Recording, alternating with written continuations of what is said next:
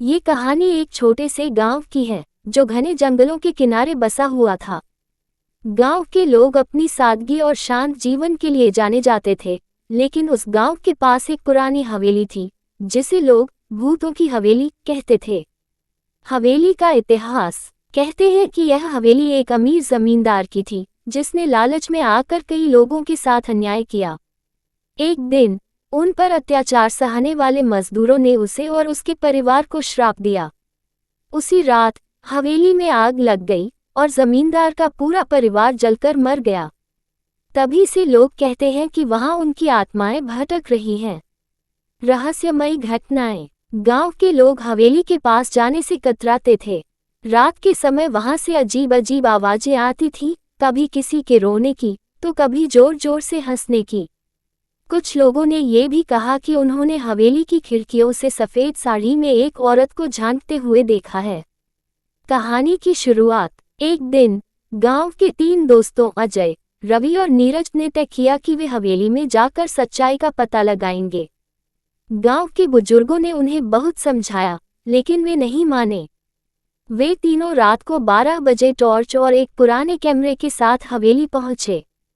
हवेली के अंदर का माहौल बेहद डरावना था।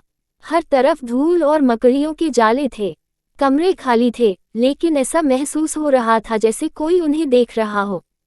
अचानक उन्हें एक कमरे से किसी के गाने की आवाज़ सुनाई दी।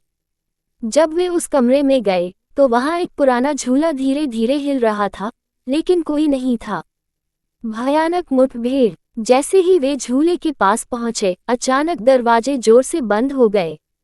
कमरे में ठंडी हवा चलने लगी और दीवारों पर खून से लिखे शब्द उभरने लगे, तुम यहाँ क्यों आए हो? तीनों दोस्त घबरा गए और दरवाजा खोलने की कोशिश करने लगे, लेकिन दरवाजा जाम हो चुका था। तभी सफ़ेद साड़ी में एक औरत कमरे के कोने से बाहर आई। उसकी आंखें खून जैसी लाल थीं और उसका चेहरा जला हुआ था। वह चिल्लाते हुए उनकी ओर बढ़ने लगी। अजय ने हिम्मत जुटाकर टॉर्च की रोशनी उसकी ओर फेंकी, लेकिन वह और जोर से चीखने लगी। भागने की कोशिश। आखिरकार रवि ने अपनी जेब से माचिस निकाली और पास रखे लकड़ी के टुकड़े को जलाकर औरत की ओर फेंका। आग की लपटें उठते ही वह औरत गायब हो गई। तभी दरवाजा अपने आप खुल गया। तीनों दोस्त किसी तरह हवेली से बाहर भागे और गांव लौट आए। अंतिम सबक। उस घटना के बाद वे तीनों कभी भी उस हवेली के पास नहीं गए।